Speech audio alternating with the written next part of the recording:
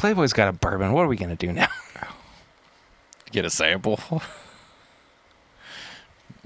And that's not the only sample that's come from the Playboy Mansion. Damn! Oh!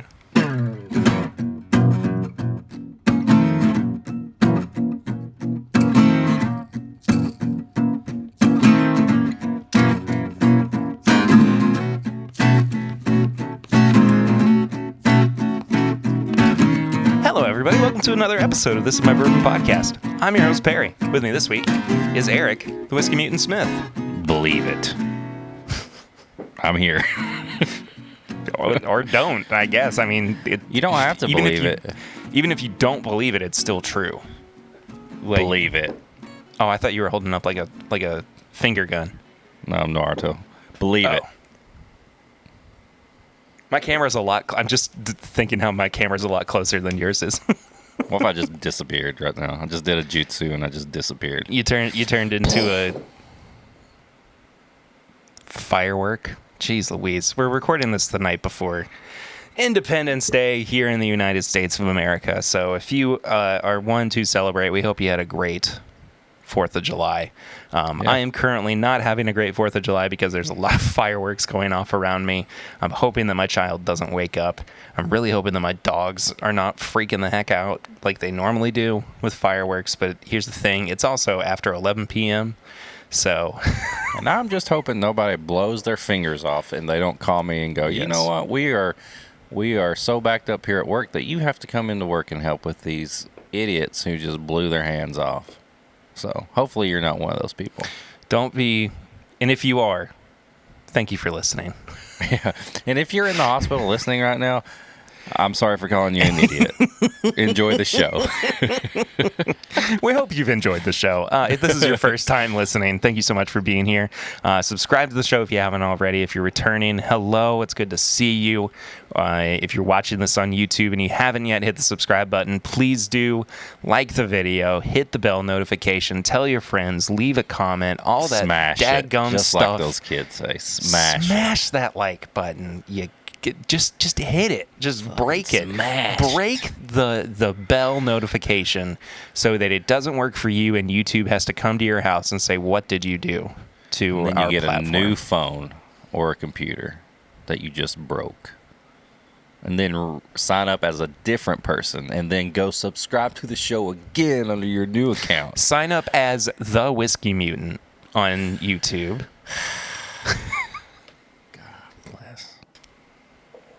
Do you know who has the Whiskey Mutant now? Because that account got deleted. Somebody deleted the Whiskey Mutant? Well, I think the original person that made it deleted it, and now somebody else has it. Somebody else is holding on to the Whiskey Mutant. No? Go look it up right now. Oh my God. I thought this was not a thing anymore. Here's the thing. I don't know if this is going to piss you off or make you happy that somebody that we know is holding on to it. But somebody we know is holding on to it.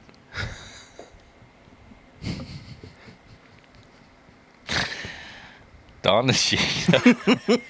I'm not mad at that at all. Because I feel like he's protecting it for me. I feel like that too. Like he's like my protector. Not that the other person or persons.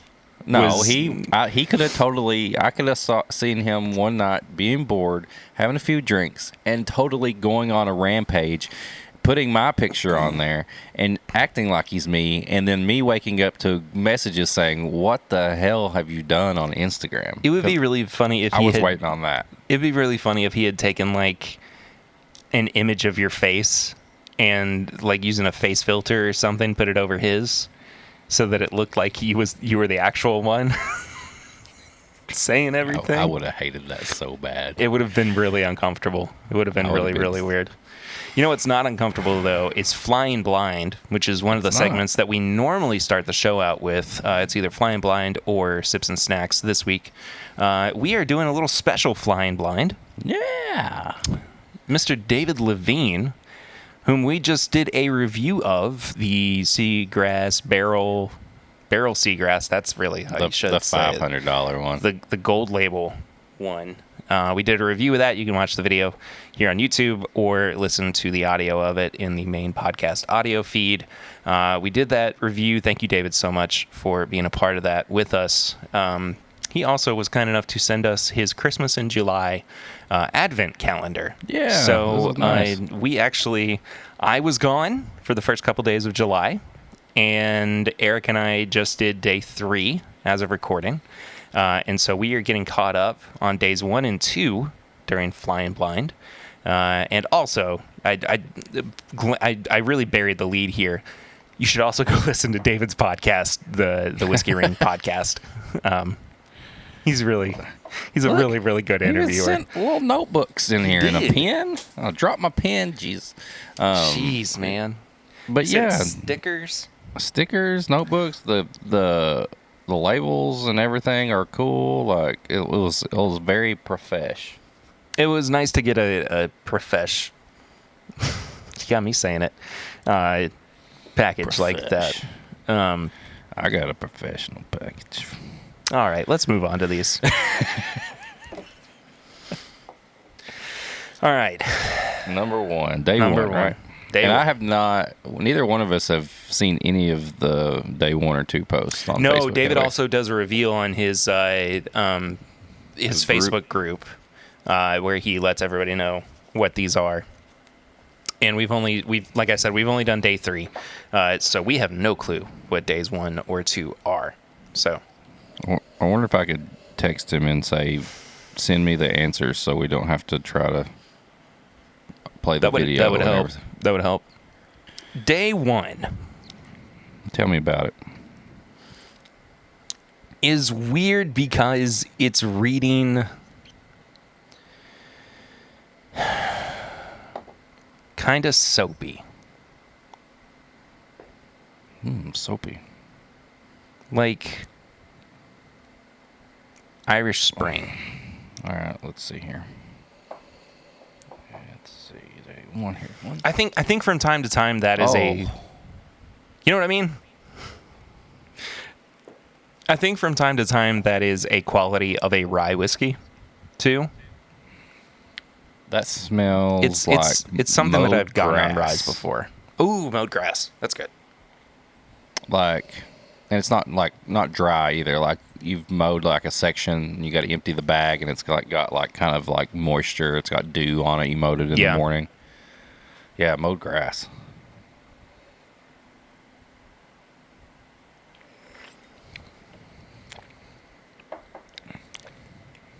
Pretty light on the palate.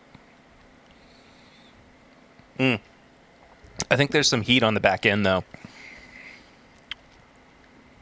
Yeah, the finish kind of hits you on the back sides of your tongue. Yeah, like that's where it starts to kind of come through as more of a high proofer. I think it's a rye too. Oh, I think for sure it's a rye. It's got a little bit of like kind of like, okay, this is weird, and it's weird that this popped up into my head, but like, honest to God, this is what popped up. Do you remember, the cheap little suckers that you'd get at like the bank? They would give you, what are those called? Like dum-dums? Of course. Yeah. This tastes like that brown one that was like a root beer, and it was not very good at all. It had this brown weird taste. Sorry, David, your first sample is not very good at all, according to Eric.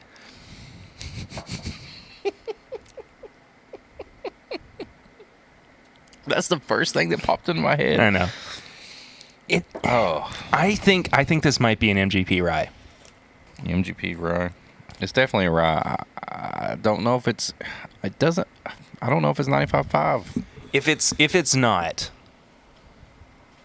backup guess, I would say it's a Jack Daniel's rye. And I feel like I don't dislike this. I like it quite a bit, honestly. It's growing on me. Yeah, I don't think it tastes like a very, really bad sucker that you get from a bank drive-thru.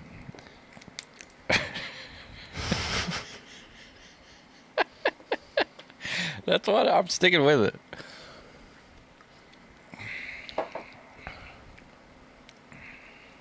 No, it is kind of like a flat root beer note. Yeah. Yeah, there is this little weird root beer note on it. Yeah. Well, he hasn't messaged me back yet. I guess we can go to 2, and then we can try to get the answers. If he doesn't respond, I guess we're gonna have to go to the videos. Yeah. Oh, this smells remarkably better to me. This is deep and rich. Reminds me of something we had on pre-games. Like it's like a dark. Yeah. There's like a dark. This is almost like a molasses, like kind of like a syrup. I'm going like chocolate truffles on the nose. Ooh, I like that. Yeah, dark syrup. It's kind of like dark and syrupy. There's a little bit of a like a cooking spice, not baking spice, but cooking spice. Gotcha. On the nose too, kind of like a basil-y oregano kind of thing. Oregano. It's like Italian seasoning. Italian. Yeah, I mean isn't he Italian or something? Isn't he? He's Jewish. For some reason I thought he was Italian. We talk a lot in the group chat about how he's Jewish. I don't pay attention sometimes. That's fine. That's totally fair. No, he's Jewish. Can you be in a? Is that right? Huh? Is that right? I don't Salam? Shalom. Shalom? Yeah. See, I'm learning. Let's just. Let's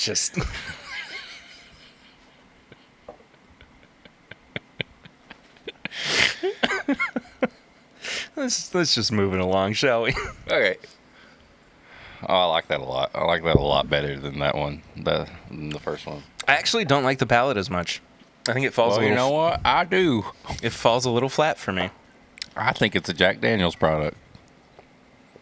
I kind of think you're right. But I don't think it's a. I think it's like a. What proof were the other picks that aren't barrel proof? Were they 94? Yeah, 90s? I think it's like 95. Let me confirm real quick. Kind of reminds me of that. It's got a little bit of a finish, but not a long finish. And the palate is kind of, what would I say? A little nutty, but chocolatey. Little nuts and chocolate. Oh, here we go. Dang it. Never mind. Oh. Anyway, I think it's like a 94, 95 proof. Yeah, I think so Jack too. Daniel's something. I'm pretty sure as well. But we'll be talking more about Jack Daniel's in the later part of this episode. However, before we get there, I say we go ahead and we find out what these are. Okay. Well, Would you agree? Yep. He didn't message back. He's not seen it yet, so I'm assuming he is not online. All right. Do you want to find out what 1 is, or do you want to find out what 2 is? Yeah, I'm going to find out what this this sucker is. So you want to go with number 1? Yeah, I'll go with number 1. I'll go with number 2 then. So day 2 was in fact a Jack Daniel's product. I knew it. But it was the Jack Daniel's Gold Label, export only. Goes through the Lincoln County process, but then a secondary one that makes it like Gentleman Jack, which I don't like, which explains why I don't like this. Yeah, there you go. And then finished in maple barrels. I'm not really getting a lot of sweetness that I guess I would have with a maple barrel finish. I thought it smelled like syrup on that nose. I could see it on the nose, but not so much on the palate, personally. But just a very below average drinker for me. I am just not a fan.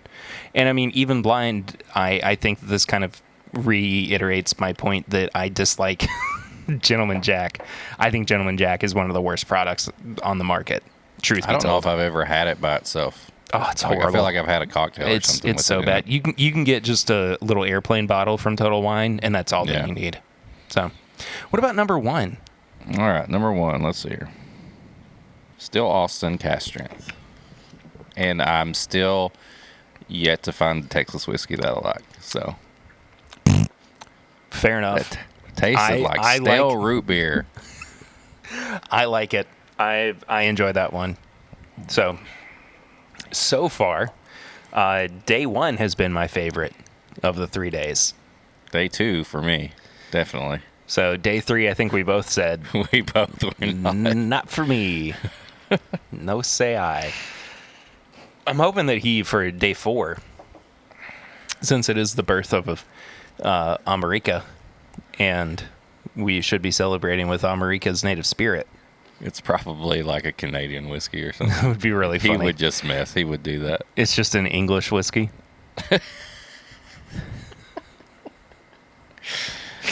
That would be David. That would be David indeed. But you know what else would be? That's a terrible segue. What have you been drinking recently? Man, we both been on vacation mode. We have. This is the first time that we've recorded in 2.5 weeks. So we've got a lot of news to get to. We got a little bit of catching up we're going to do before we get there. I'm going to be drinking on probably a Russell's pick while we're doing this as well. I'm just going to finish the rest of this Jack Daniels that he sent. Well, it's your funeral. Whatever. Drink some Texas whiskey. What have you been drinking, Eric? Well, I was in Disney for vacation, as you know, most people on the podcast know I do that. know. Yeah, big Disney fan. But I will say I drank a lot of Maker's Mark because at the airport in Covington is where I flew out of. Corkin. What is it? What's the Covington store? Corkin bottle, Corkin keg. Cork and keg. Right? Corkin bottle. Cork and barrel? Barrel, maybe. Either way, there's a store, and they have an airport shop. And what I usually do is I get through security, and then I go to their shop, and you can buy full bottles of stuff. Like they got picks and all that stuff. Well, we flew out so early they weren't open yet, so I did not get to get a bottle of bourbon to take with me on my carry-on to get to the vacation.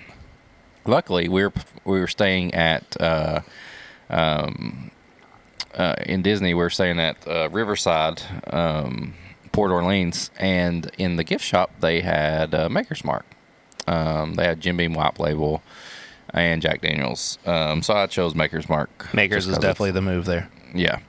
And so that was a little bit that I'd have on the side here and there. Take a little bit to the pool with me. But at the bar, they had their new Knob Creek Parks and Resorts Single Barrel Select, which I probably drank at least half of that bottle all week because I got to know the bartenders, and they would I'd buy a pour, and then what I would do is at the end of the night when we got back from the parks, I would do my little like I called it, like my little just like reflection of the night. Like I would leave the room, everybody's in bed, and I would walk to the main building where food and the restaurants are and stuff like that, and I would fill our water bottles up for the next day because we would take our water bottles in. And I would stop at the bar, sit down, have a little bit of Knob Creek, and then they would always give me a pour to go for free, just to like being nice. Like, here, I'm going to top you off, and they'd put it in a plastic cup, and I could walk with it. So it was so good. I had so much of that Knob Creek. I had a lot of like cocktails and stuff. Always got to get my Joffrey's cold brew in the morning at the parks that have your special cold brew. Yeah, my special cold brew. So if you're at Disney and you're either in Epcot, Animal Kingdom, Disney hack.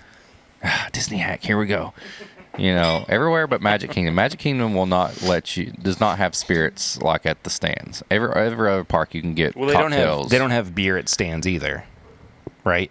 No, they don't. Yeah. They only have beer in certain restaurants at Magic Kingdom. That's it. Beer and wine at certain restaurants. You can't walk around with it, officially. But if you go to the other three parks, there's cocktail stands everywhere, beer stands everywhere.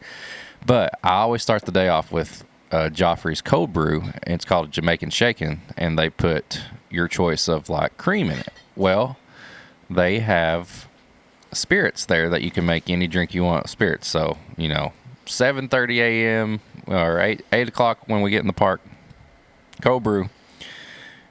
Hold the Irish cream. I want the Baileys. You put Baileys, have them put Baileys in it. Then you have them put 2 shots of Jameson in it. So you've got like an Irish cream cold brew. Oh, hold on.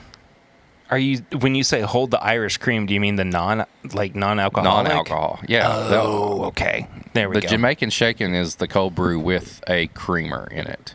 But I tell them I don't want the normal creamer. I want the Baileys. I want the alcoholic creamer. And then put some Jameson in it because that's the whiskey they have. They have vodka and Jameson. And then that is my cold brew to get started. But I will say, I got to pull it up here. One thing that this is the first time I'd had this cocktail, and I did not know about it. And I don't know if it's new or what. But when we went to Epcot, you got to start, when you go to the World Showcase, you got to start on the side of Mexico and get you a margarita. The left side. Yep. The left side. When usually... Go ahead. The first time that I went to Disney World, we went to Mexico, and there were a bunch of underage girls who had fake IDs that went into Mexico, and they got kicked out because they found out that they had fake IDs. And it was hysterical to watch. It was really, really funny. Oh, Lord. To watch. But I always go, and there's a tequila bar in the Pyramid in Mexico that they have, like, you can get, like, the top quality tequila if you want, but they make some of the best margaritas. I skip the stand on the outside, go inside, get a legit tequila or a margarita, drink it, walk around while I'm in the Pyramid. Then I get on the Three Caballeros ride and ride it. But they had a corn old fashioned on the menu. That's right. You were telling me about this. Yes. This is the ingredients. I'm going to mess up these words, and I apologize. Abasalo corn whiskey, Casa Noble Respondo tequila. Reposado. Okay, Reposado. Lost Irish whiskey.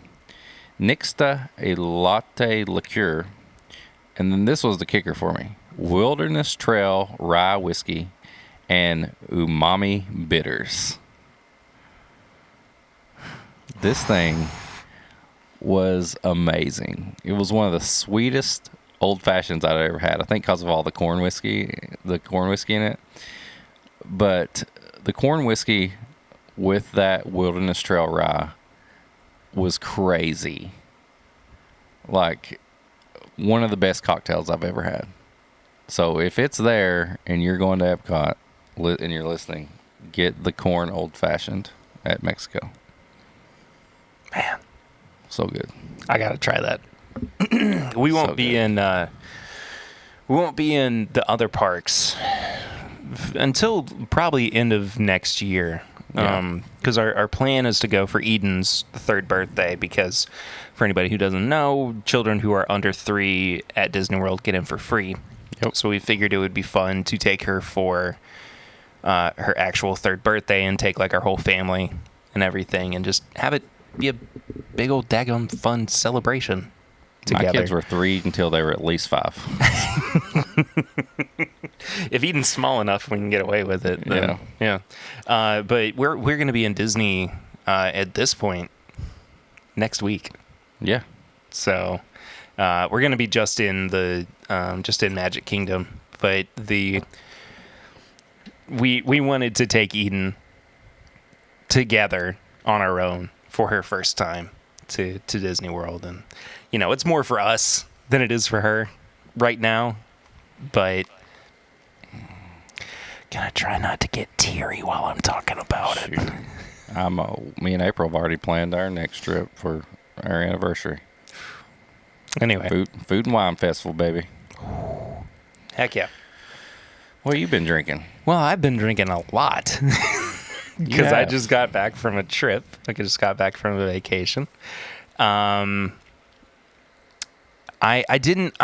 planned so that I had kind of like something for everybody, right? And I hadn't used it before. I used the podcast bottle bag. That they gave you a barrel. Yeah, they gave me a barrel. The podcast bottle bag, which is a backpack, and I brought along. And it, like I said, it was kind of in steps, but I brought along a Benchmark single barrel, JW Dant. I brought a handle of Dant. I grabbed a bottle of Rare Breed, which did not make it home with me because that was what I had most days.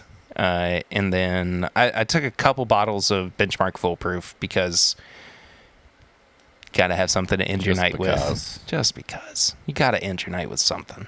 And I mean, I drank a lot of Sam Adams, drank a lot of Miller High Life. It was a good week. I had a little bit of White Claw too. So I hope nobody skewers me. Getting ready for that colonoscopy. I tried one today. Just a regular White Claw? It was a mango one. What'd you think? Didn't like it. It's the aftertaste. It's the aftertaste. No, it's the fake sugar. I get it. I totally get it. And there are a lot of seltzers out there that suck. I mean, they're just absolutely terrible. The one seltzer that I have really liked, and of course it's because it's made with whiskey, is Sip Honey. Sip Honey. And it's a seltzer pre-made canned cocktail with honey and rye whiskey. And it's phenomenal. They've got one that's got like a coffee blend in it so that you get a little bit of caffeine with your cocktail, but then their basic one is just rye whiskey, seltzer, and honey, and it's delicious. They started, I think, like right before the pandemic, and we had talked about getting their founder on the podcast at that time.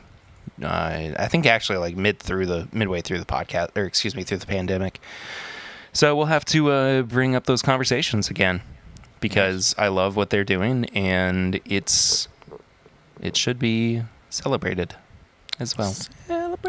Celebrate. Let's do a little bit of a housekeeping before we get into the news, if you don't mind. First off, I want to say thank you so much to everybody who listened to all of our bonus episodes for Big June. Big June. Lots of bonus episodes. We did basically 4 straight weeks of bonus episodes. They all varied in time greatly. We had some that were about 10 to 15 minutes, some that were over 40. And we just appreciate the fact that everybody tuned into those, watched those videos, all that good stuff. We will be doing a lot more YouTube content, of course, coming up, especially because we're filming the podcast now. We might get to the point where I edit down the podcast video to just kind of like a highlight reel for each episode, do some fun stuff with it. But I mean, I also don't mind just throwing up the episode as it is on YouTube either. So just kind of depends on what people want to check out. Even if we isolate some of the reviews and whatnot, we could definitely do that. Just take everything out of context, and you just make me look horrible. I could do that. I could with all of the audio and all of the audio and footage that I have of you, I could easily make you look like just a horrible human being. Way horrible than what I am. Shit. Shit. This month we're kind of back to our regular schedule, I would say, as far as content goes. Weekly episode on Wednesdays. Of course, Patreon stuff is going to be consistent, as I guess it always is, with the pregame chats. And then we are about to start the next season of Samply Irresistible. We just finished the Force from the Floor season. I was going to sing the song. our lackluster. We forgot until we were done with this week's episode of Ports from the Floor that it was our season finale. So the next season of Saintly Irresistible is coming up. One of the best theme songs you could listen to. I think the best theme song. Yeah, definitely. But if you want to go support the show, it's patreon.com/mybourbonpodcast for as little as $1 a month. And then at $5 a month, you get bonus content. And during the entire month of August, we are going to have bonus episodes just for Patreon. And they are going to range from us being wild and silly, bringing back something like The Last Call, which I think we have a really, really fun and funny idea for, which is going to be, I can't wait. I think we should get our wives involved for that as well, if we can. If we can get them on board with that. I think that we could idea. do something. But we Eric and I share a birthday in August, so we wanted to kind of go all out for that month and do some special Patreon stuff and do it kind of like a Patreon pledge drive as well, because it is important to have that support. And we do appreciate everybody who does give to Patreon and support Patreon every month, every week. Whew. Damn, That would be nice. To just live on Patreon would be great. That's the goal. I mean, honestly, that's the goal, is to like have this be self-sustaining. But then also, and I have not even brought this up to Eric yet. But for over the past couple of years, we have done a month where we have done fundraising for something. And this year we've been doing Movember, which I still love and still hold very dear to my heart, but I wanted to shake it up a little bit this year. And I would like to do, because this is something that also is kind of like the thing that got me into, not activism, I guess, but at least thinking about like taking care of other people, and was something that I don't know. I find it to be important. And that's fundraising for people to have clean water in whether it be third world countries or, locations within the United States. So if anybody has a charity of choice that falls within those parameters, please let me know. I still am doing a little bit of research to figure out the correct place, the place that I think would be most beneficial for our community to support, and the one that, and I use this, being the church kid growing up and everything, the one that I feel the most led to support as well. So if you have one in mind, please let me know.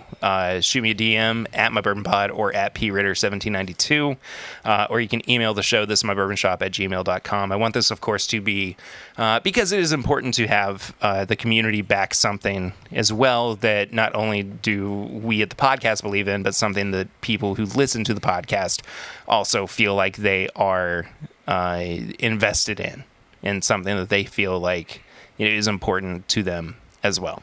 So I like that. Are you on board with that? Are you okay? Yeah. Okay. Cool. I mean, growing up where in Eastern Kentucky, a lot of people had horrible water. Like, you would have to get water, boil water, get water from the store just to be able to drink it and everything. Even our water growing up was like, it would, if anybody knows, it would turn like your tub like orange and stuff. Like, it was so, we had to put filters on everything and all that. Like, that's something that's kind of, growing up that I dealt with myself. So yeah, I fully support that. Cool. Yeah. We'll talk more about that over the next couple of months, but be on the lookout for that. I'm thinking, because we're very quickly approaching the 250th episode. 250. Yeah.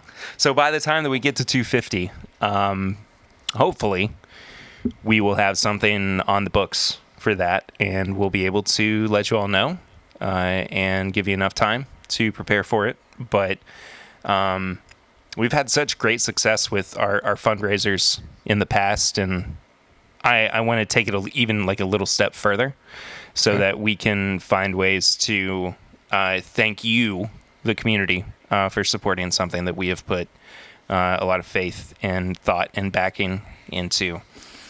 So we'll probably incorporate some kind of giveaway and like private tastings and maybe even like, I don't know, like a personal roast video where Eric and I just roast.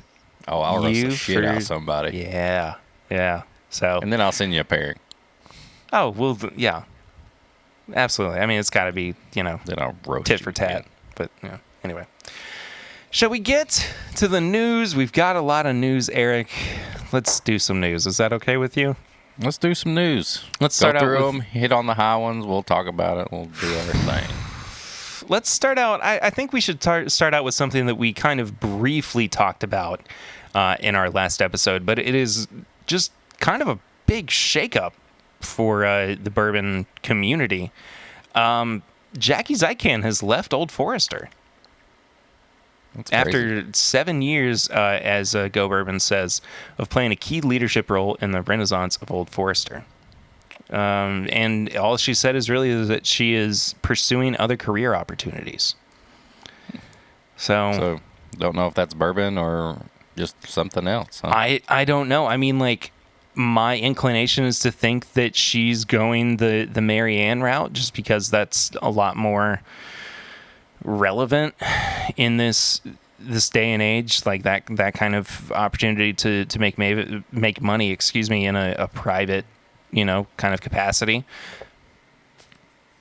But I think a lot of why Mary Ann is doing what she's doing now is because she didn't feel fulfilled with Castle and Key, right? Yeah. But I mean, we look at the work that Jackie has done with Old Forester, and surely she feels more fulfilled with that work. Well, I feel like she was almost the face, of the company there. Do you think she got burnt out then? Maybe. Huh. I mean, I feel like when you would see posts or see them doing a live stream or, a IG live or something like that. Like, she always seems like she was just so into it, like picking new barrels. Like, the barrel program was just, she'd say it was like her baby and stuff like that. And like, I don't know, like, maybe she did get burnt out. I don't know. Yeah. I don't know, but it's kind of sad. It's kind of sad to see her leaving. She was just such a face, not just for Old Forester, but for bourbon in general. And I mean, it's going to be really cool and exciting to see where she goes next. But in the meantime, we are left to speculate, which we will not do too much of right now because we have other things to get onto, including Bardstown Bourbon Company purchasing Green River Spirits. It's a big one. Yeah, that's pretty big. It's a big one. You got a distillery that is known for creating sourced bourbon that is purchasing another distillery that is known for making sourced bourbon. So, I mean, we're not mega powers. We're not really seeing like how much they're spending on that, and of course, we don't really know what that is going to look like for them as far as future endeavors. But I mean. Between this and what was the other big merger / purchase that Bardstown was involved in recently? Wasn't it like there was something that didn't somebody like buy them or give them more money? They were from like another state or something like that. People were. Oh yeah, they got purchased by Pernod. Yeah, Pernod Ricard, right? I believe. And initially, that was just so that they had more money to do the things that they wanted to do with their ventures. So I'm imagining that that's kind of also what they're thinking here. But this is a very strange time, I feel like, for distilleries and for bourbon fans because I don't want to see that much consolidation. Personally, that being said, we don't know what things are going to look like. I'm I am hoping and I am strongly imagining that Bardstown is going to allow Green River to continue to do what they are doing, because I do think that they have been very successful over the past year since they have rebranded and since they have put a new product out on the market that better represents what it is that they do at the distillery. So I'm really, really hoping that they just kind of are a little bit more hands-off and just kind of more of like a parent company, maybe in the way that Sazerac is with something like Buffalo Trace or Barton.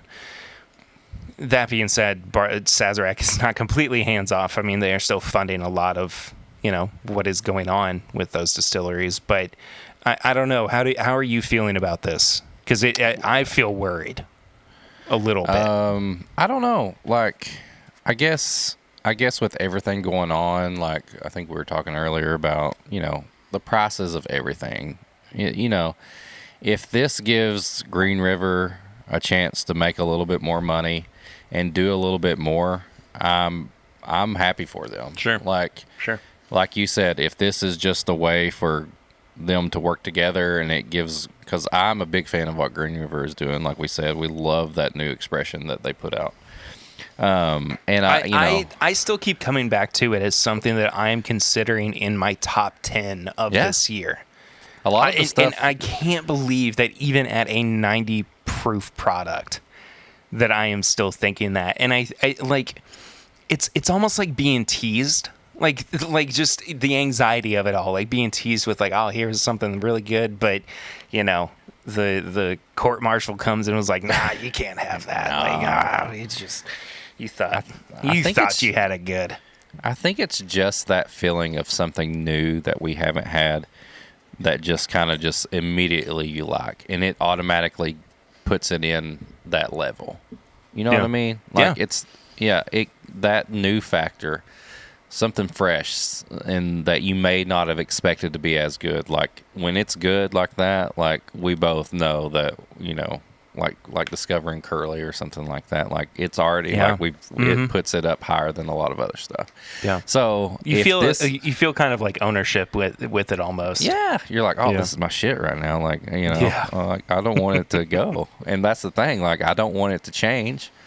We all worry when people, get bought out, or smaller places, get bought out or merge or whatever, that you're going to lose that stuff that you initially liked, and then you felt like you've lost it to somebody else.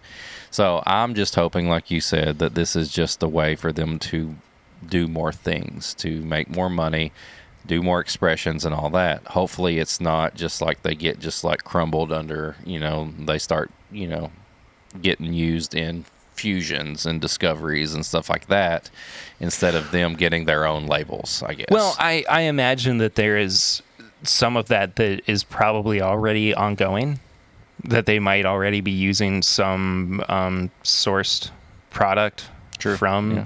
I mean, it's not that, Bardstown Bourbon Company hasn't had their own product in fusion and discovery, but I mean, there are certain whiskeys that have gone into these blends that we don't know the exact origin of. Yeah. It could have been that it was from Green River and they were already working closely with them, and it was just kind of an inevitable step forward for them. This is the public statement of them working together and stuff. So yeah, I don't know, like kind of like when this is you got to put a ring on it, kind of. Yeah. You got to show me. You got to show us in public together. I don't know, like I know like a lot of people in our chat was worried. They're like, oh, they're just they kind of made it sound like they were selling out and stuff like that. But to me, it's like, let's give it a chance. I'm okay with smaller companies making more money, especially now. I mean, we're all trying to make more money. Like everything's more expensive. Everything's harder to get.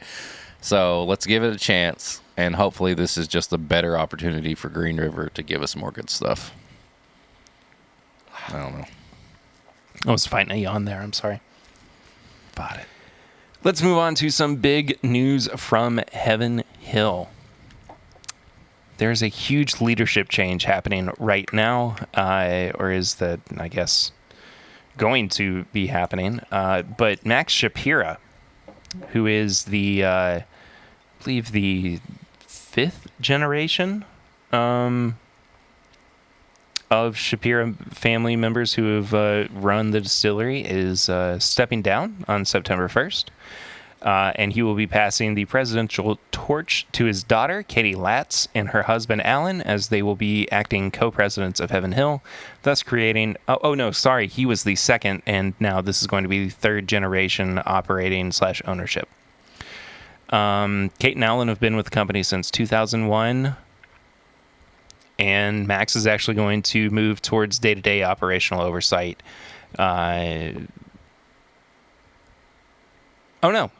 He is going to transition that day-to-day operational oversight of the business to Kate and Alan. So I think he's moving to an executive role where he's not being as involved with things strictly, production-wise and everything. But I mean, that's a pretty massive turn. This is kind of like the Beams switching over to the No family at this point, But I look forward to this. I don't have any problem with seeing things stay within the family for Heaven Hill for sure. Four Roses is going to add a $23 million in rickhouse expansions at their Cox's Creek bottling facility. Let's see, that is going to equate to 776,000 total square feet of new housing and 17 new rickhouses. Lots of bourbon. I'm assuming they're going to be the normal Four Roses rickhouses too, because I'd be surprised. Flat ones, right? Yeah, I'd be surprised if they moved away from the single tier. What is it called? I don't know. Like it's the tier thing. Here we are with the Bourbon Podcast. It's the Four Roses stuff. Yeah. See? It's Four Roses. See? Yeah.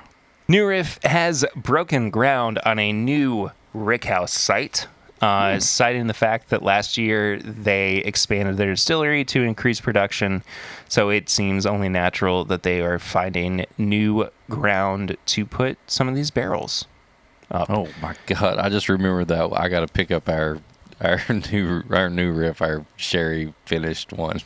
Oh crap! I still haven't picked it up. I totally forgot about that too. Yeah, I need to plan to figure that one out. Okay.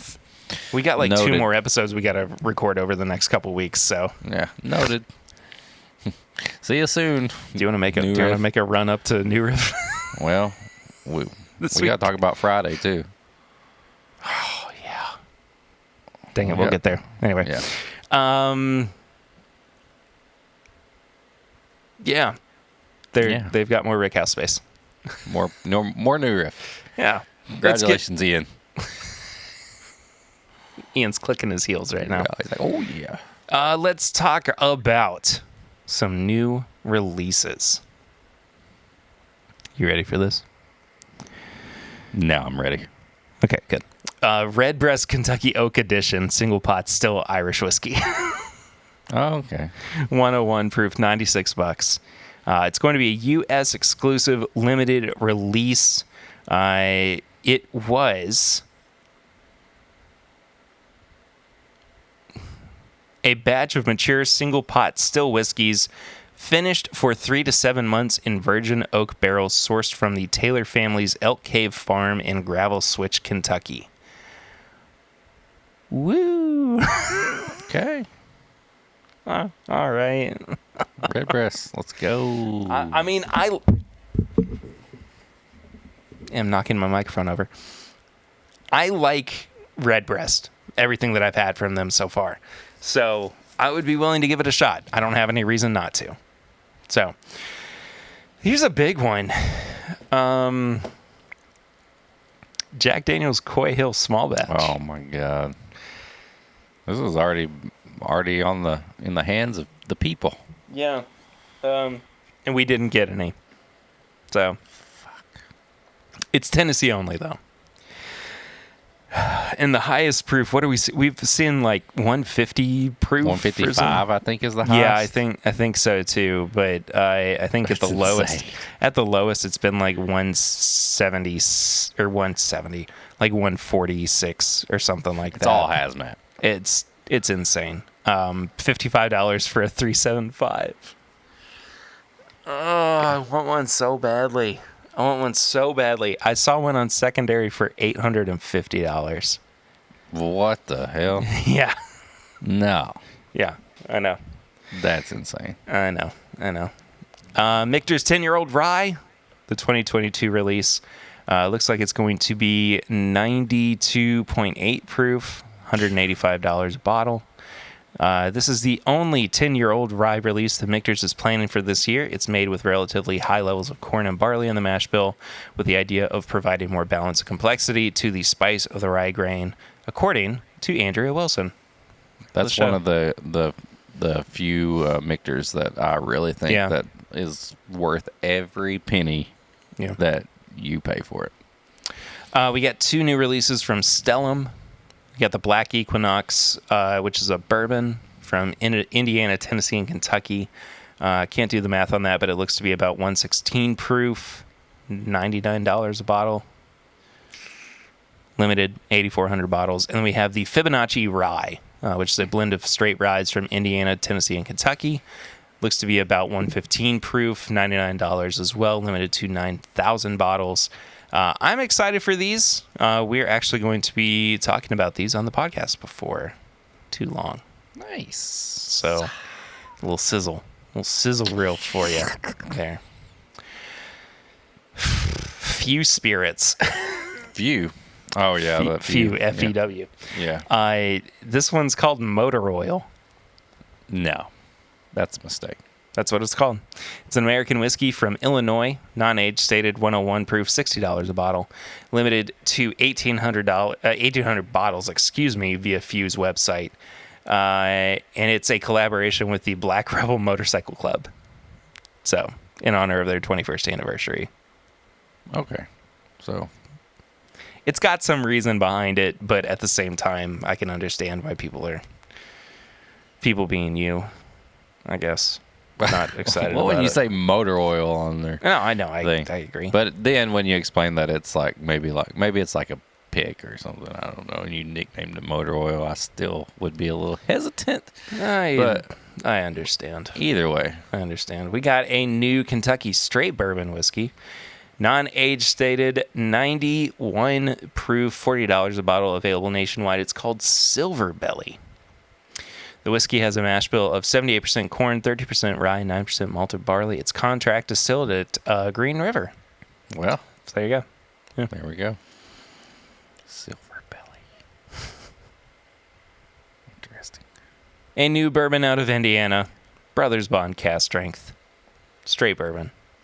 Non-age stated, about 114 proof, $80 a bottle, maybe closer to 115. I'm bad with math. Made from the same 4-grain recipe as Brothers Bond Bourbon, a 65% corn, 22% rye, and undisclosed percentages of wheat and malted barley. This whiskey was distilled and aged at MGP. Comes from a lot of 70 barrels. This is the Vampire Diaries bourbon. Yeah. So good looking dudes. We should get them on the podcast. Yeah. We'd get a lot of views. Make me get all the feels. Here's one for the player in your heart and your life. The player? The player. Yeah. The player? Sorry. Don't hate the player, hate the game. Yeah. This is a straight bourbon from an undisclosed location. Okay. 17 years old. Oh. 111 proof. Okay. Released last month, June. Limited to 1,953 bottles in the U.S.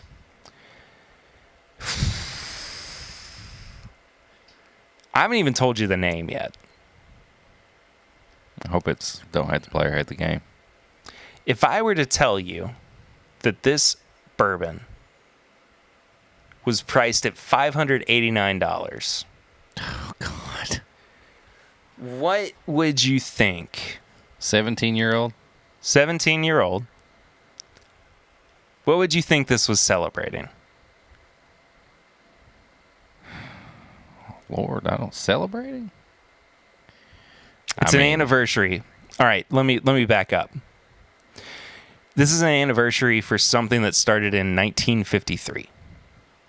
I don't know. I'm not good with history. There's It's still more- fireworks it's more- going on. It's more pop culture than it is history. Ooh, Mad Magazine.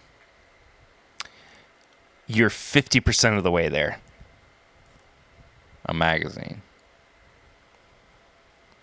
Well, hell, there's not too many magazines. I mean, it would have to be like a freaking nudie mag or something, right? Playboy? Playboy. This is Playboy a has a bourbon? Playboy Spirits Rare Hair 1953 Anniversary Edition. Rare hair? Almost $600 a bottle. This 17-year-old bourbon was finished in XXO cognac casks for about a year. XXO stands for Extra Extra Old, a relatively new classification that requires cognac to be aged in barrels for at least 14 years. Purchasers will also receive a near-field communication chip that will grant entry to the Rare Hair Society, which offers access to exclusive travel experiences, events, and private barrel releases. So you're not even just paying for the whiskey. Like You're paying VIP for the status? experience. Yeah, it's like going to the Playboy Mansion, but with a whiskey, I guess. This is weird. It makes me feel uncomfortable. I'm sending you a picture of the bottle. It's a beautiful bottle. Is there boobies on there? No, it's got a rabbit, dude. Oh, what? It was Playboy? No. Fair. I mean, it's a fair question. Why didn't they use the actual Playboy bunny? That would have been better. Than Why didn't they? That's a jumping rabbit. Rare hair. Rare hair. Rare hair is hard to say, too. It looks like it's in the Four Roses bottle. The Four Roses. It LED. kind of does, doesn't it? Yeah. You Well, want to get some... Let's get a sample of that. Okay. Yeah, we'll see what we can do. Maybe... All right. Never mind. I had no idea what I was about to say there, honestly. Would you stop? I didn't do anything. Not you. Oh. Daggone microphone stand. You know, it's hard to find good help these days. What's that supposed to be? It means my microphone stand won't stay up. I'm going to go. I fixed it. It wasn't about you. Jeez Louise. Playboy's got a bourbon. What are we going to do now? Get a sample.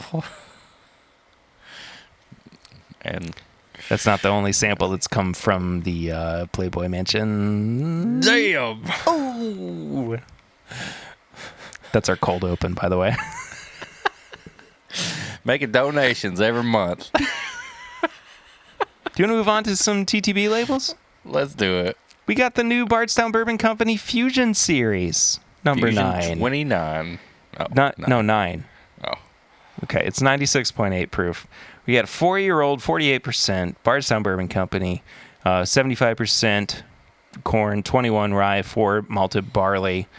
We got a 4-year-old in a 22% Bardstown Bourbon Company, 60% corn, 26% rye, 10% wheat, 4% malted barley, and a 30% in the 30%.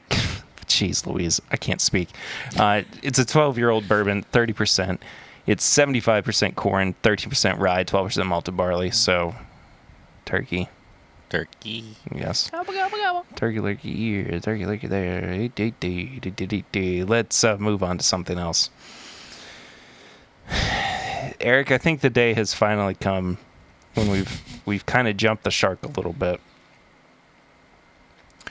We got a Tennessee whiskey. Okay. It's called Woo Boy.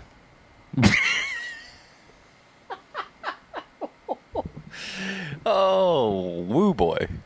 Got me good on that one. Do you know why it's called Woo Boy?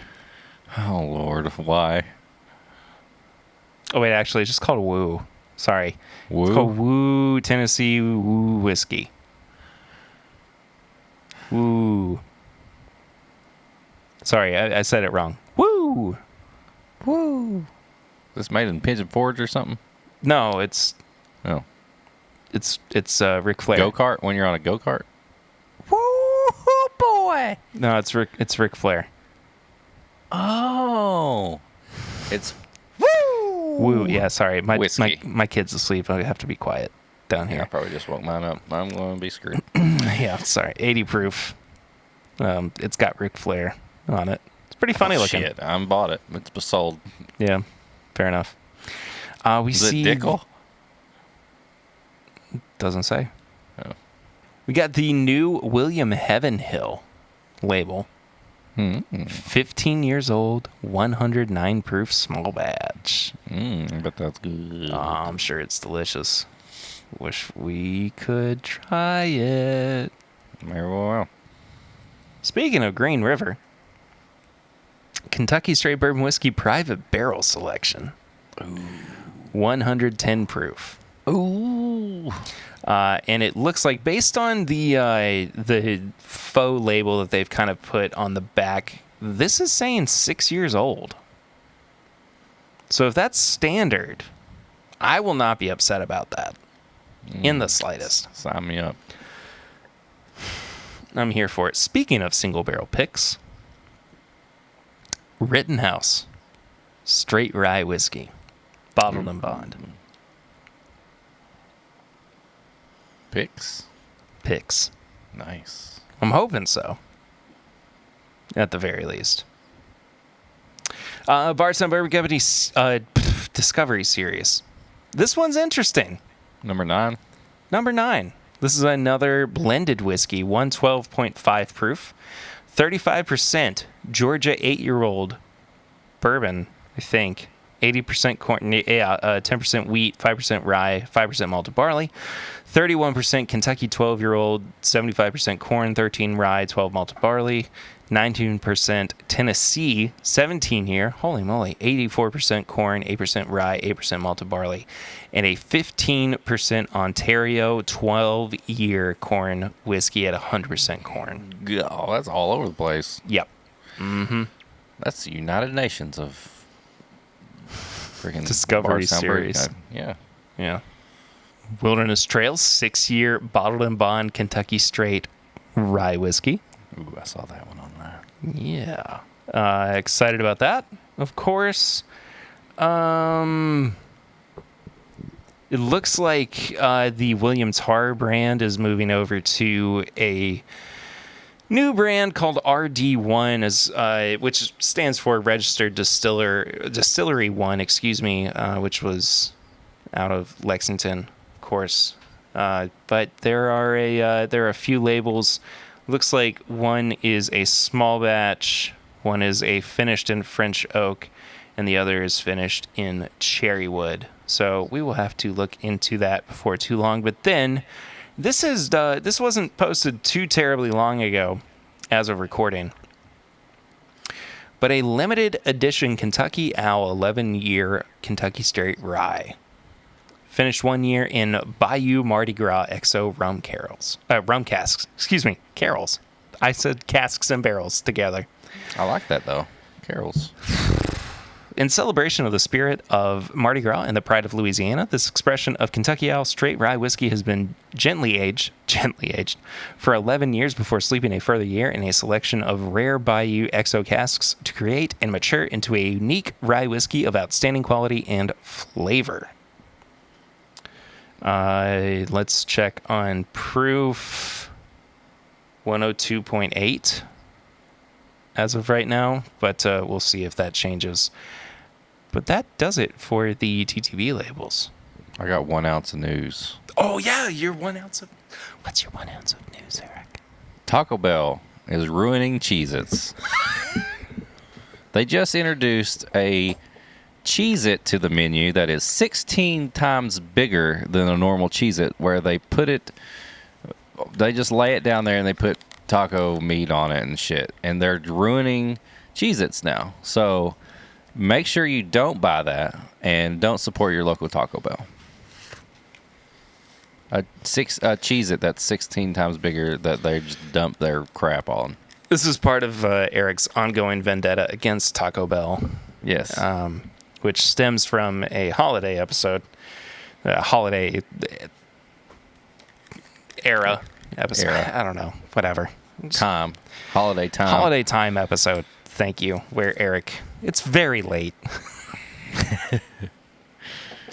Where Eric got slighted by Taco Bell. But that's enough of that. Let's do a little review, shall we? Let's do it. It's the Smoke Wagon, Uncut the Younger.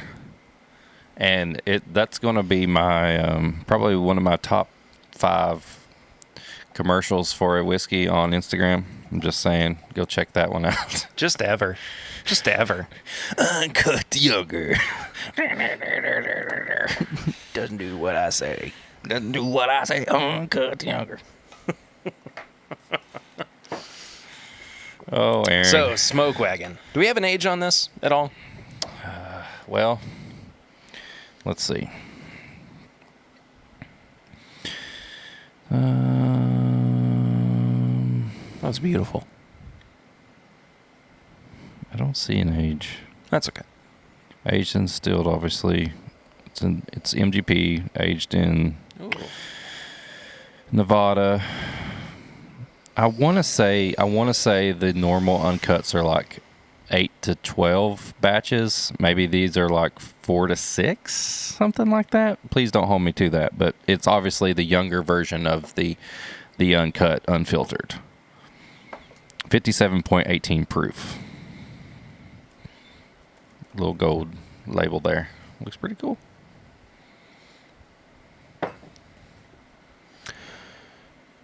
Oh, yes, I am of at least 21 years of age. Yeah, at least 21 years old to drink it. I pulled up the website. So. Oh, man. Smells good. What did you say the proof? You said 57.18 proof? That's not right. 57.8% alcohol per volume or whatever. It's one. I can't do math either. Let me break out the friggin' calculator. It's late, okay? It is. I'm just going to keep saying that for everything. It's late. It's going to be 8:30 a.m. I'll be like, it's late. It's late. We're late for everything. 114.36 proof. 114.36. Okay. So, according to the Nevada Distilling website, this is consisting. It says it consists mainly of 4-year, 36% rye bourbon from several floors and warehouse locations. Cool. Uncut the Younger. Just a great video. I find it to smell really sweet. It smells like marshmallows and graham crackers. Yeah, I was going like berries and cream, actually. That cream, yeah, that definitely get it. Like on like a kind of like a strawberries and cream, maybe on like a graham cracker crust. Graham cracker crust. Oh, and that graham crapper crust. That graham crapper. That's my next barrel pick. The graham crapper.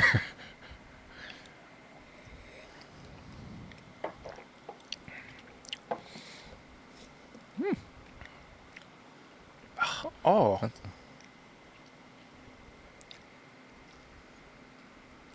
It's completely different on the palate.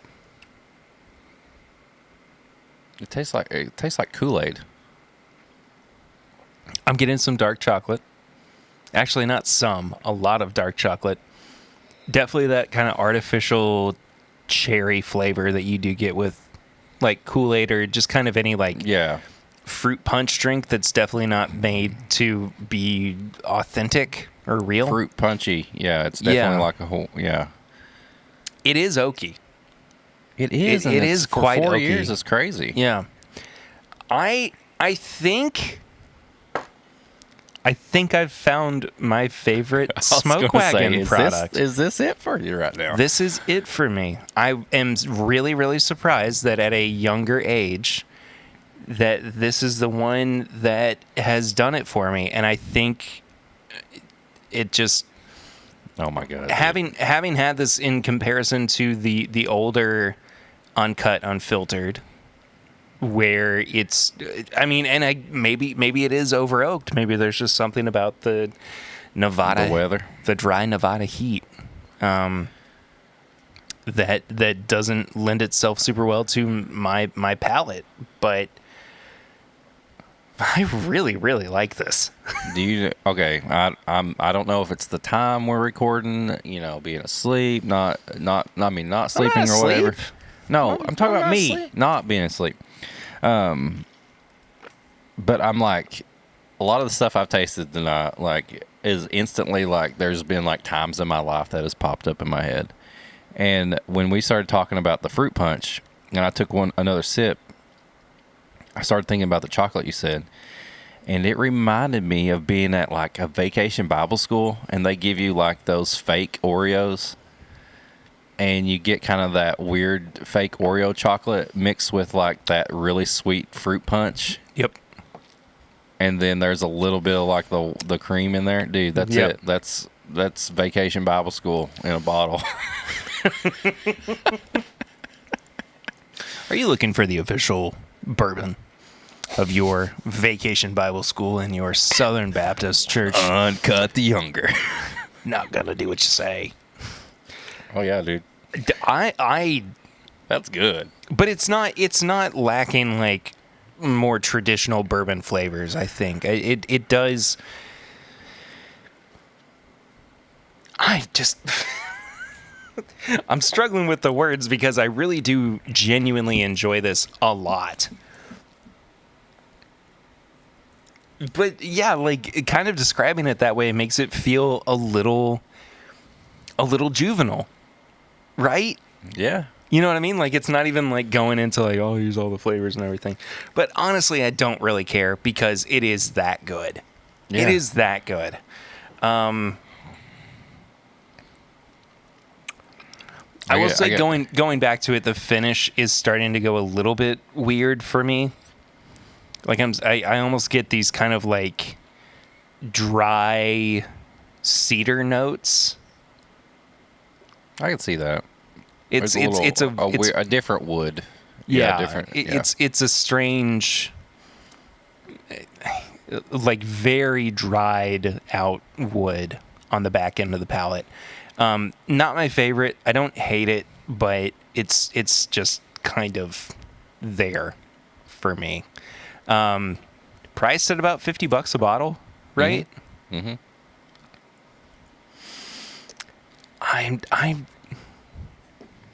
I like it. I like that. I like it at that price.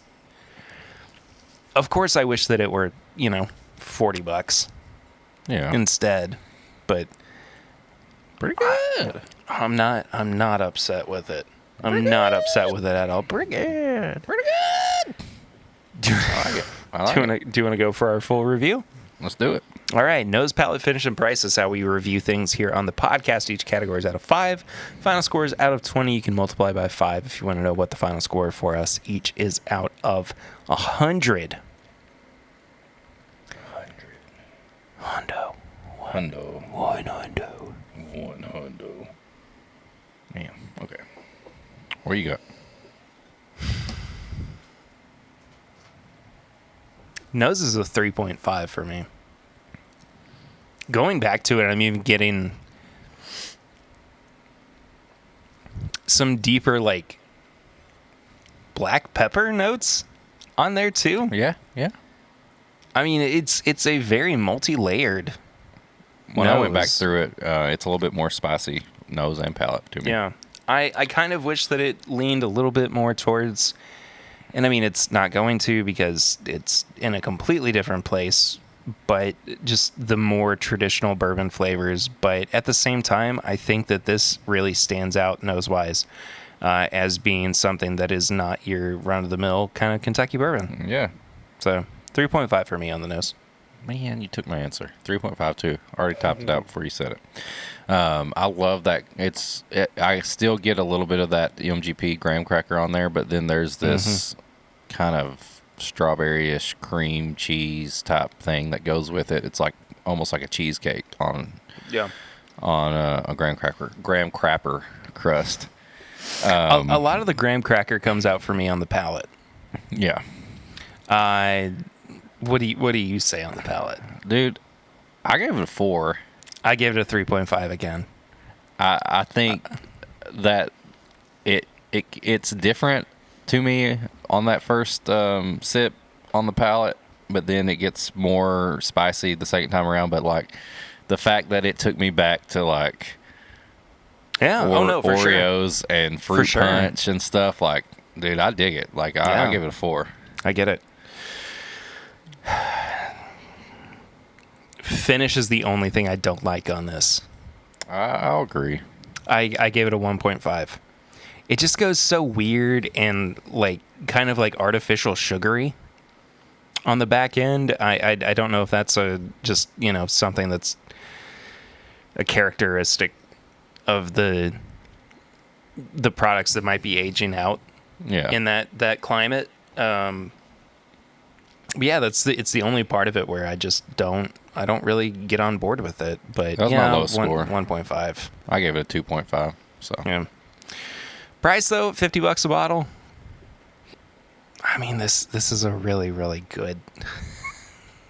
It's a really good bourbon, man. I'm gonna give it a 3.5 again.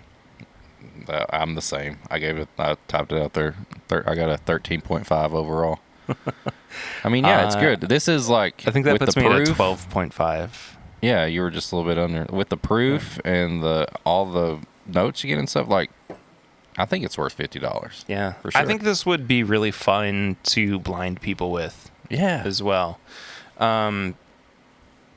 It definitely runs more towards being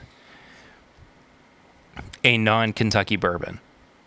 I mean, it doesn't read to me like anything that would be from Kentucky. That being said, I'm gonna have to buy a bottle. I think if you see this, you should probably buy one as well. I am gonna just echo you and say, yeah, I'd grab this one if it's still available. So, Uncut the Younger. Just so good. So good. All right, Eric, what do you got for me with tips and bits? Man, this is the segment of the show, by the way, where we recommend things to people. Yeah. It doesn't have to be bourbon related, but I've got so much. I'm going to do kind of a quick thing here. So Stranger Things just wrapped up. Perry hasn't watched it yet, and I know he's going to, so I'm going to save all that. But I will say, coming off the first part of season 4, I know I said it was kind of back and forth, all over the place, but they wrapped it up very nicely. Season 4, part 2, the 2 episodes are some of the best. It's Stranger Things. You'll cheer, you'll cry. It's good shit. Nice. I've been watching The Boys. I'm going to save that because the season's almost over. I'll do a little recap when I see the finale of that. I have not yet watched the first 2 seasons. And the only reason is because initially Lucy and I said we were going to watch it together. I don't know if that's still the case. If it's not, I'm probably just going to binge through the first 2 seasons and then get caught up as The Boys, if you love comic book movies or shows, The Boys is that. It's that show that is like that guilty pleasure. You're like, what happens when they have a show that just does not give a shit about what goes on? I read the comics way before the show came up, and I know that sounds like, oh, he's a comic book nerd. I'm just saying, like, I was already liked the story before this. Garth Ennis and Derek Robertson. It's amazing. It's what if superheroes were just assholes, basically. Yeah. So I think season 3 is about over on. It's on Amazon Prime. I think they have one more episode left as of recording. Yeah, it's almost done. Yeah. So that's that. Apparently, the new season of Umbrella Academy is really good too. I'm in the middle of that one, so that's Did you another say one that already? No, not yet tonight. Okay, but sorry. I've talked about Umbrella Academy before. We both were talking about Miss Marvel. I think that's the same thing. I'll talk about that if you mention it. And then last. I'll wait. I'll wait to talk about Miss Marvel because we talked about it when it first came out, and then I think briefly again. But I'll wait to discuss it more with you. Right. And the last thing for this week, I got the new Ninja Turtles game on Switch, Shredder's Revenge, and it's absolutely just made me like I couldn't put it down. Like it's like a mix of all the old arcade games and Super Nintendo games of Ninja Turtles, but they've added combo moves. You can now play as Splinter and April in it. Each level has objectives you can do, like destroy so many robots and do all this. There's little side missions, and like when you go to each level, like it takes you back and it looks like the original Ninja Turtles game on NES, where the turtle van is going to like different spots and stuff. Like it does that.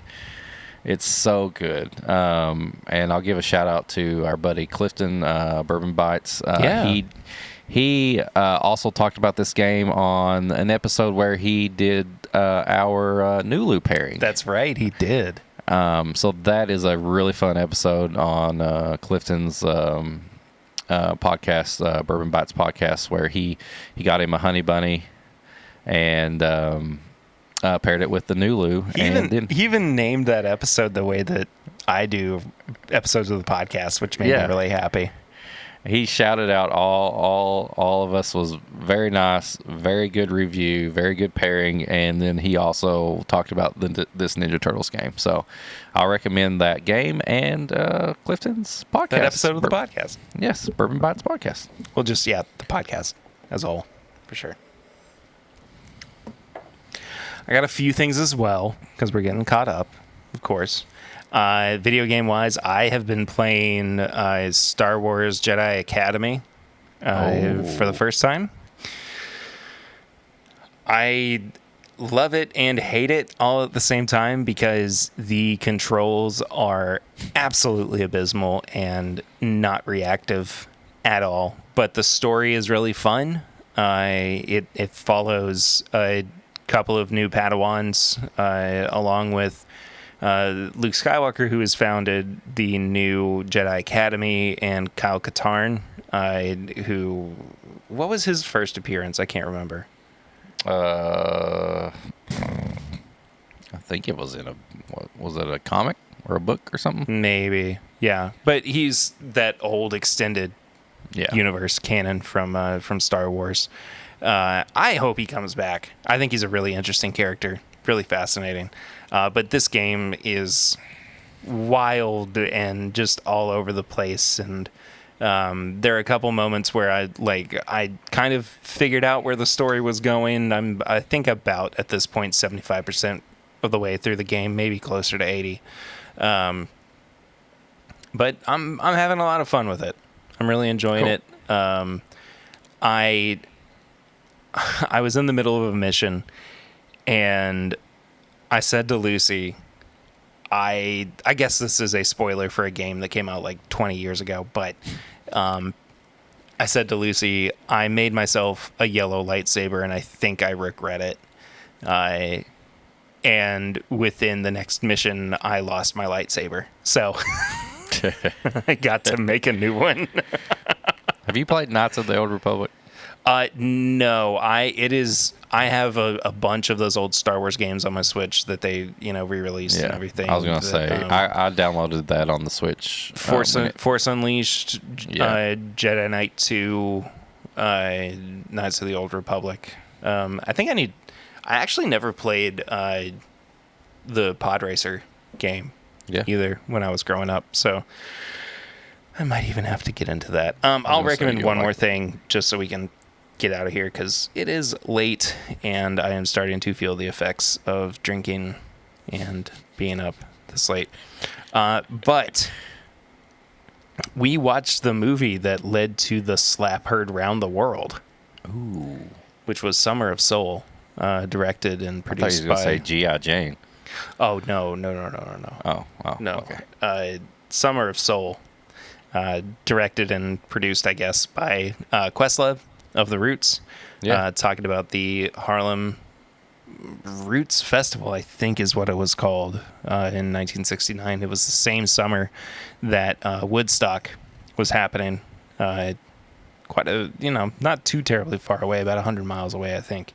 Some of the best performances I've ever watched on film, standout performance, and I this is earlier on in the movie, and there's so much more to behold, but Stevie Wonder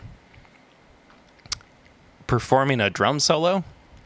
Oh, wow. Which I didn't know he could do. I did not know that he could play the drums. But he does it so phenomenally well that I could barely make words for a couple minutes. Really? I was so in shock. Yeah. Nice. I'm not even kidding. So, go watch that. It's good. And I hope you ate a hamburger and a hot dog and plenty of good grilled food and watched rockets, red glares exploding over your city skylines. And then you exploded it in your bed. In a toilet. I'm just. Wow, dude, come on. What? That's fine. That's a good way to end the night, too. It is a good one. You're right. Anyway, that does it for this week's episode. Thank you all so much for listening. Eric, can you wrap us up and bring us home and let the people know what they can do to support us and where they can find us? You know what, Perry? I think I can do that. If you want to help the show. I'm going to take a nap while you do that, by the way. Okay. Support the show. You can go to patreon.com/mybourbonpodcast for as little as $1 a month. You can support the show, and at $5 you get all the uncut stuff and the bonus episodes. Bonus. All the extra stuff Perry has to kind of edit, but he doesn't. He just throws it up there. That, just extra work for Perry. Go support it. He'll do more work for you. And I'll just add to the conversation. If you want to send us an email for a question, a comment, a pairing, a sample, anything like that, send an email to thisismybourbonshop@gmail.com. If you want to buy some merch, it's bourbonshop.threadless.com. If you want to leave a message for the Barrel Ring segment, which is a little segment where you give us a voicemail and we play it on here and we reply to it on the air. We haven't had one in so long. Yeah, do that. Somebody do it. 859-428-8253. Then on all social media, it's at MyBourbonPod. You can follow the show. You can follow Perry at PRitter1792. You can follow me at Whiskey Mutant.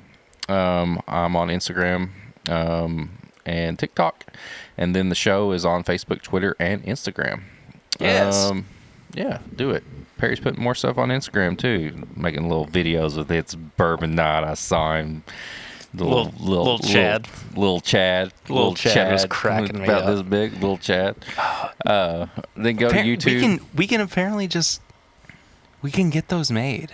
Yeah, you can. Oh, I've seen them. They had them at Comic-Con. You stand in the thing and it like goes around you and takes all these pictures, and you can add like accessories if you want. It costs more, I think, if you add accessories. So if you wanted to hold like a bourbon bottle, it would cost more than that. And then on YouTube, this is My Bourbon Podcast. Perry goes live every Thursday night at 8. I try to join him at least once a month, and then all the shows are going up there now with the bonus episodes. So you can do that, and then just review the show, tell people about the show. Yes, we have a couple of reviews. We have a couple new reviews. And a new Patreon member, right? And a new Patreon member. That's true. Yeah. Our first review, 5 stars from KU Mom. Says, awesome. Really loving this podcast. I like how Eric and Perry don't just talk about bourbon or whiskey. It really puts a fun twist on a bourbon podcast. Can't wait to see what fun things you two come up with next. And we also have a 5-star review from Arsenal 4040. It says, fun little bourbon podcast. It's got bourbon, it's got interviews, it's got geekery, and it's got my cousin, Perry Ritter. Oh, who's that? I think it's Todd Ritter. Geekery. It's Todd. I like that. Yeah. Anyway, thanks, Todd. I think this is you. Seriously, though, I'm jumping on this train late, but it's an entertaining bourbon podcast that everyone interested in bourbon should check out. And then we do have a new patron. I knew he was going to do this eventually. Like, it's finally I had to get there. But this guy is at our $5 a month tier, which means he gets all the bonus content that other listeners of the podcast at the tier do. This is Brandon Stevens. Brandon, thank you so much for joining the Patreon. Patreon.com/mybourbonpodcast. I saw him at the deli the other day. Really? What was he getting? Very thinly sliced roast beef. Thin, like straight thin. Like, I was like, who is this guy? Like, he is like playing it up. Like, he's not. It's not even on like the scale that they slice the stuff on. Right. He had his own scale, and he said he was making the best roast beef sandwiches in all the land. And I was like, man, wow. I was like, so I told him, I was like, do you ever have roast beef and bourbon? He's like, yeah, all the time. I was like, well, you should listen to our podcast. And he was like, you know what? I'm going to do that. And then he told me the secret selection of get the perfect sliced roast beef. I'm not going to tell it on there because he told me to keep it a secret. So you're also taking credit for this new patron. Yeah, 100%. Okay, cool. Okay. It really seems like you meet a lot of our patrons at grocery stores. We all got to eat. You're right. That's very true. Yeah. Well, Brandon, thank you so much. Yeah, thanks, Brandon. For Appreciate it. The Patreon. Thank you to everybody who supports the show, not just through Patreon, but by listening every week. And if you are listening to the show at this point, that means you've done it. You've made it through another episode. You did it. Which, God bless you. You did it. You did trooper. It. Congratulations. You trooper. You absolute hero. We're going to erect a monument for you, and we're going to celebrate you. But in the meantime, that does it. Thank you guys so much. Next week, not sure just yet, because our recording schedule is still wild and crazy. There'll be something, though. There will be something. We'll see you guys real soon. Until next time, I'm Perry. I'm Eric, going to bed. And this is my Bourbon Podcast.